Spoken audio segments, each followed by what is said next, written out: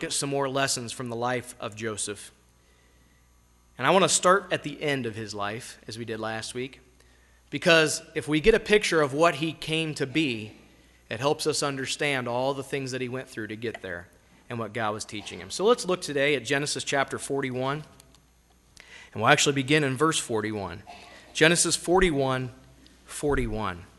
The Bible says, "And Pharaoh said unto Joseph, See, I have set thee over all the land of Egypt.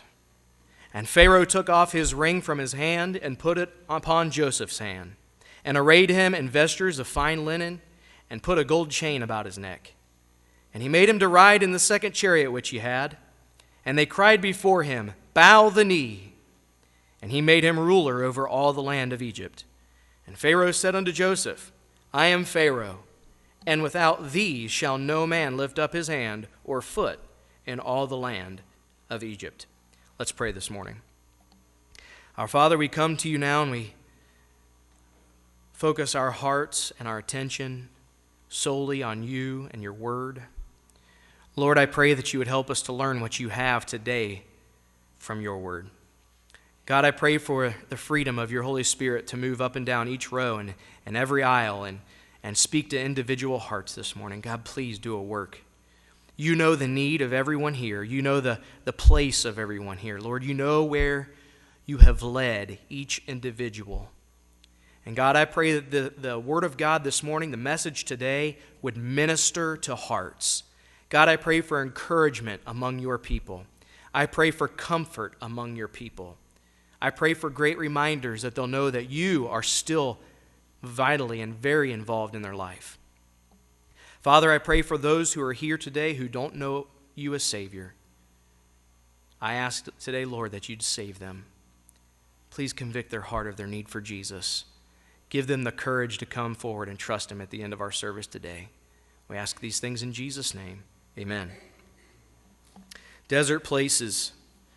We've studied a little bit about the life of Joseph last week, and he ends up being the prime minister, if you will, of Egypt, second only to Pharaoh himself. In this role, Joseph is seen as one of the greatest leaders in history. We see him as a giant in the areas of planning and providing and peacemaking. But it wasn't always like that for Joseph. Joseph didn't attend the business college of Egypt. He attended God's college of the desert. And before he could be used in God's master plan for his people Israel, he had to learn some difficult lessons. And friend, let it be known to each and every one of us, before we'll be used greatly of God, we're going to have to learn some difficult lessons in the college of the desert. That's how God does things. What is the end of our life going to look like? We see what happened with Joseph. We see how God brought him to prominence and power and allowed him to finish well. But what is our end going to look like? If we desire in our heart to finish well and be used greatly of God, we're going to have to go to college and get a degree.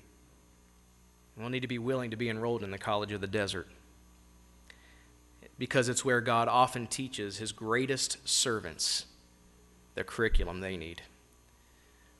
How did a Hebrew become the prime minister of a Gentile nation? How did that happen? By the hand of God and by the school of the desert. There were 4 lessons we learned last week from Joseph's life. They were, number 1, vulnerability.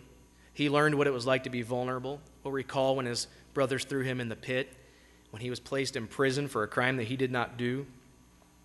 We saw that he learned the lesson of loneliness, what it was like to be alone in a foreign place with no one like him around. He recalled that the Lord was with him. Even Potiphar knew that, the Bible says, that the Lord was with him. God comforted him with that.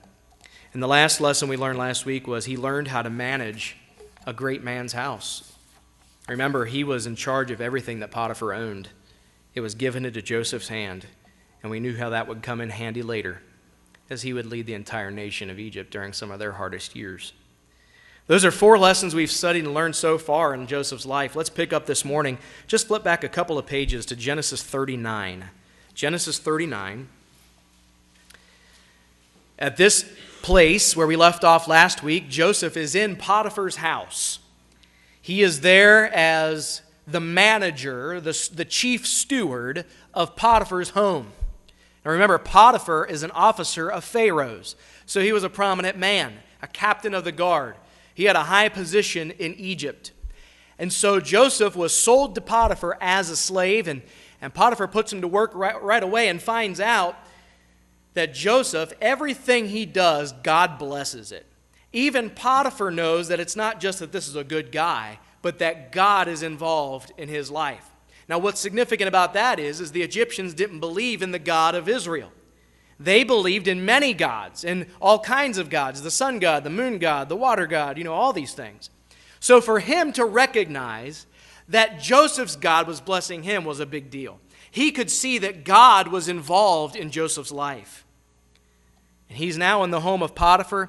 Everything Joseph does for Potiphar turns out great. In fact, Potiphar turns everything over to Joseph and says, you handle everything because everything you do is wonderful. I don't even want to think about it. So Joseph finds himself on the upswing. He was sold as a slave into Egypt, and now things are going so great. He's the ruler of a great man's house. Things are going well, and then we read in verse 7 of chapter 39, and it came to pass after these things that his master's wife cast her eyes upon Joseph, and she said, lie with me. But he refused, and said unto his master's wife, behold, my master wotteth not what is with me in the house, and he hath committed all that he hath to my hand. There is none greater in this house than I, neither hath he kept back anything from me but thee, because thou art his wife. How then can I do this great wickedness and sin against God?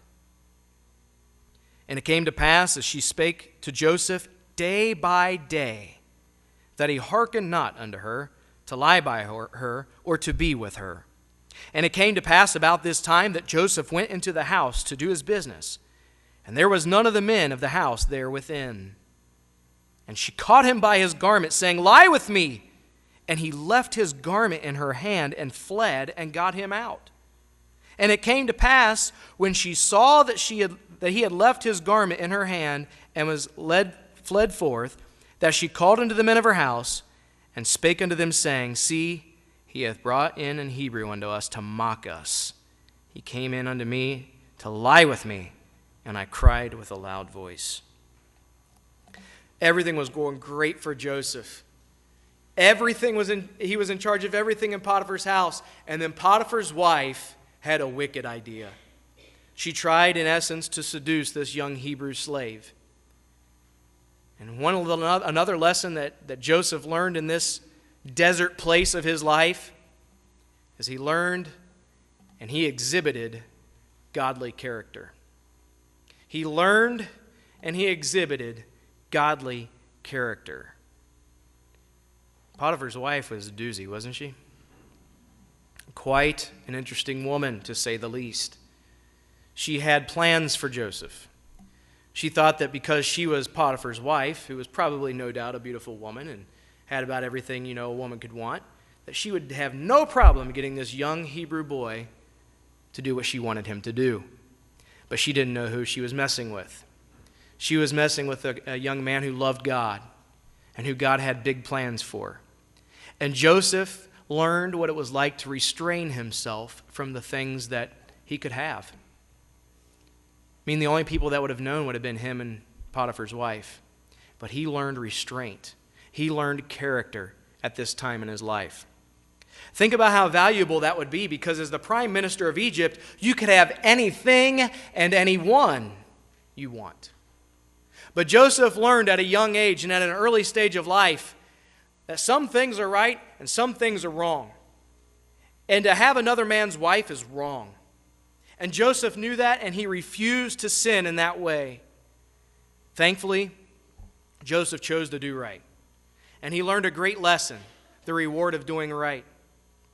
Although his reward would not be seen for a long time, and it would not be immediate, he learned a difficult lesson.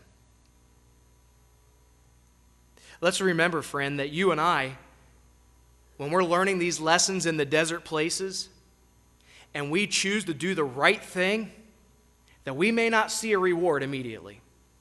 In fact, that's just how life works. Many times we don't get rewards right away for the right choices that we make.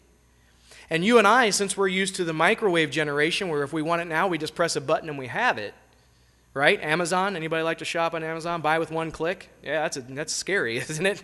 Yeah, buy with one click and it's on its way to your house, and you just spent money that you either had or did not have. We like to have things right now. We want them when we want them. But we have to understand that God's timing and God's economy is not ours. And the right choices that we make, often we don't see the proper consequences or the proper results of that until much further down the road. And Joseph was going to be not just not rewarded, but he in fact was going to be imprisoned for his good character, for fleeing from the very appearance of evil, as the Bible says. He learned and exhibited a godly character. Well, let's look at the next lesson that he learns. Verse 14.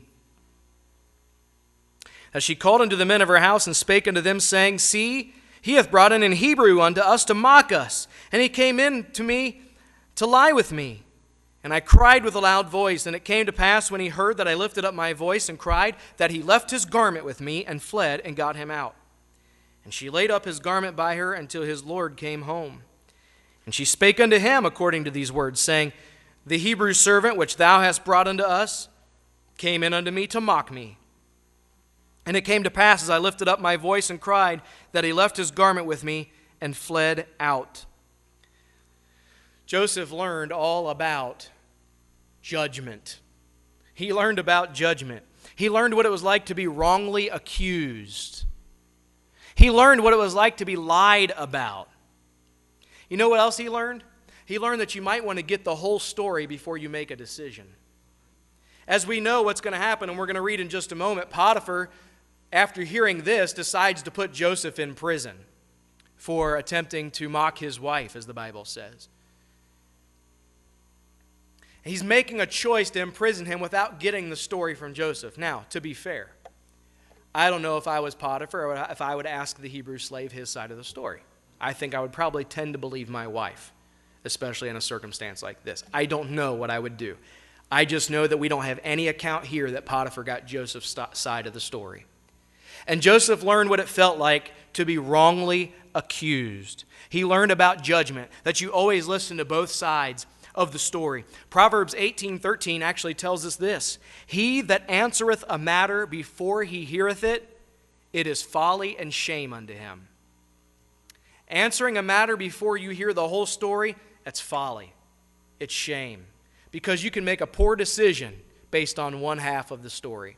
Parents, we know all about this, don't we? When our children come home from school or from the ball team or whatever it is, and they give their side of a terrible thing that happened to them, right? And he did this, and she did that, and they said this, and it was not fair, and they did this, and this, and this. And the wise parent doesn't immediately believe everything their child says and go and take vengeance on whoever the other person was. The wise parent waits to listen and talk to the teacher to see if that's really what happened. The wise parent will maybe call the parent of the other child and say, This is what I heard, what did you hear? You want to get the other side of the story before we make a decision. That's just wisdom. And Joseph was learning that here in the desert. He was learning it in a tough spot in a foreign land by himself. No family, no friends. He was a slave, and he was mistreated by this man's wife. And he learned about making decisions, about judgment.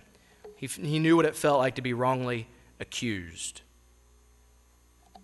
He learned about injustice. That's our seventh lesson. He learned about injustice. Look at verse number 19.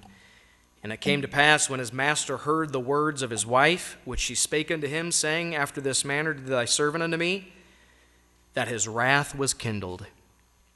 And Joseph's master took him and put him into the prison, a place where the king's prisoners were bound, and he was there in the prison.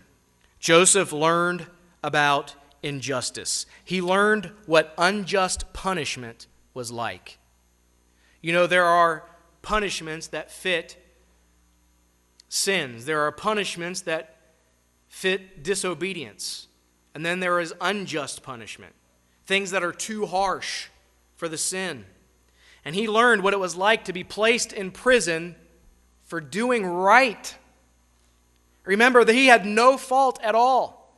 Joseph wasn't doing anything to deserve this. He was thrown in prison because of a wicked woman. He had no wrong. In fact, he did everything he knew to do.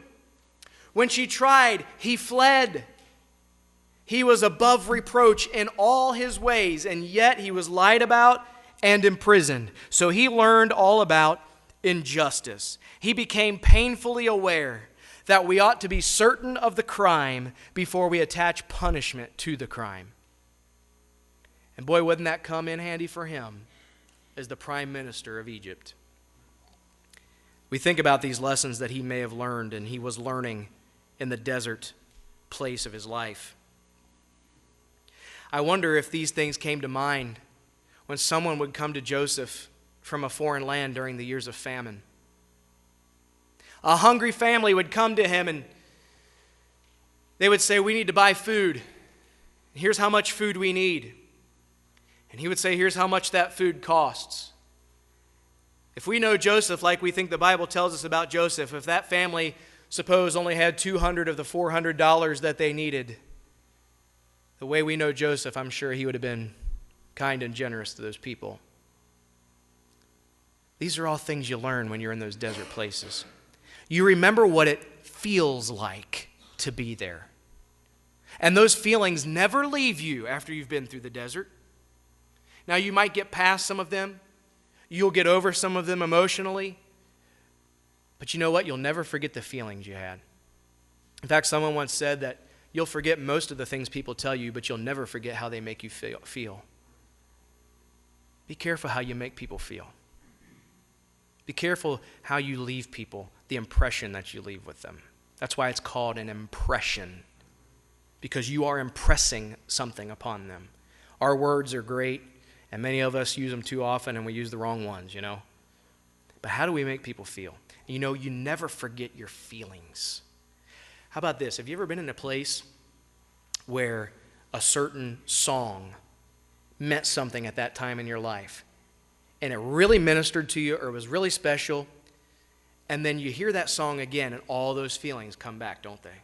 Those same exact feelings. I remember when I was graduating college. Looking back on it, I still can't believe it happened. And you could take that any way you want. But you know how it is when you're in college. You're counting down the days to graduation. And there was a song I was listening to, a group called the Bishops. Now, don't worry, it wasn't a Catholic group. It was a family named the Bishops. And they sang this song. And I remember I was listening to this song, and it fit my situation perfectly. And it was one of those, one of those uplifting songs, and God got you through something, in college. If you've been through it, God gets you through it. And I remember I was playing that song as I pulled out of the college that day. After my last class, I remember pulling out and I had that song blaring, and I just remember the feeling that I had. Now, every time I hear that song, immediately I think driving down the driveway there of my college and that feeling that I had of finishing college, every time. Because we don't forget our feelings. And Joseph certainly would not forget the way he felt at a time like this. It just mistreated in an incredible way. Injustice all over. And he would never forget that. And you can certainly understand how he would sympathize and even empathize with people he would address in the future in these situations. God was teaching him some hard lessons, but they would not be lessons that would go unused. Our eighth lesson, and finally today, we mentioned last time that Joseph learned that the Lord was with him. At the beginning of this chapter, several times when he lands in Potiphar's house, the Bible says, "And the Lord was with him," and the Lord was with him. Watch how the end of this chapter ends. Look at it with me there in verse 21. "But the Lord was with Joseph, and shewed him mercy, and gave him favor in the sight of the keeper of the prison. And the keeper of the prison committed to Joseph's hand all the prisoners that were in the prison. And whatsoever they did there, he was the doer of it. The keeper of the prison looked not to anything that was under his hand, because the Lord was with him. And that which he did, the Lord made it to prosper." Friend, don't forget, the Lord is with you. In your desert place, the Lord is with you. He sure is. God is with you. If you are born again, you are indwelt with the Spirit of the living God. It's not just something that happens when you're saved and goes away. He stays with you. And we've said this before, but I can't get over the thought. I want to say it again as the Lord impresses me. From the second you get saved, you will never be out of the presence of God. What a thought. That's an awesome thought that I can't comprehend. From the very second that I got saved, I will never again be out of the presence of God. Unbelievable. And God was with Joseph. He learned again that the Lord was with him. You know, there's a reason that we read that so many times in that chapter. Because, friend, don't forget this. When you start during those desert places of life, God is going to show himself to you. But you and I often are not looking for him. You know what we're looking for? The red sign with 4 letters, EXIT. That's all we want to see. And God's standing there waving his arms, saying, that's not for a while. Focus right here. Don't forget that God is with you. I want you to turn with me, please, to Psalm 139. Psalm 139.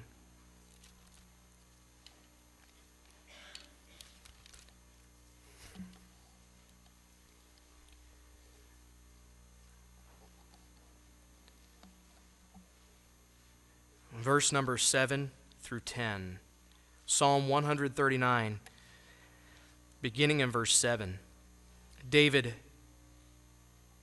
writes this to the Lord. Whither shall I go from thy spirit? Or whither shall I flee from thy presence? If I ascend up into heaven, thou art there. If I make my bed in hell, behold, thou art there. If I take the wings of the morning and dwell in the uttermost part of the sea, even there shall thy hand lead me, and thy right hand shall hold me. David says, God, no matter where I go, you're there. And not only are you there, God, but you're leading me and you're holding me. Don't forget that. No matter where we are, friend, God is leading and God is holding us. If you're in the desert today, memorize that passage. Write it down. Put it on your mirror. Put it on your dashboard. Because God is with you. I want us to finish with this thought. Remember that Joseph was not sitting in prison in Egypt. And remember, prison wasn't a nice bed, a nice toilet, 3 square meals a day, recreation time. That's not how prison was back then. He was not sitting in prison thinking, boy, I've got to learn these lessons because someday I'm going to be the prime minister of Egypt. He didn't know that. You and I have the luxury of seeing the end of his story. He did not know the end of his story. All he knew that he was in prison for something he did not do. Look at your life from God's perspective today. Please listen attentively to this. Look at your life from God's perspective. He does know the plans he has for you. But that's not the question. God does have a plan for you. Don't question that. The question is, are we going to be patient learners in the school of the desert? I want to turn to one final passage this morning. I hope this will be an encouragement to you. Deuteronomy 8. Deuteronomy 8. This will begin our time of invitation. Deuteronomy chapter 8.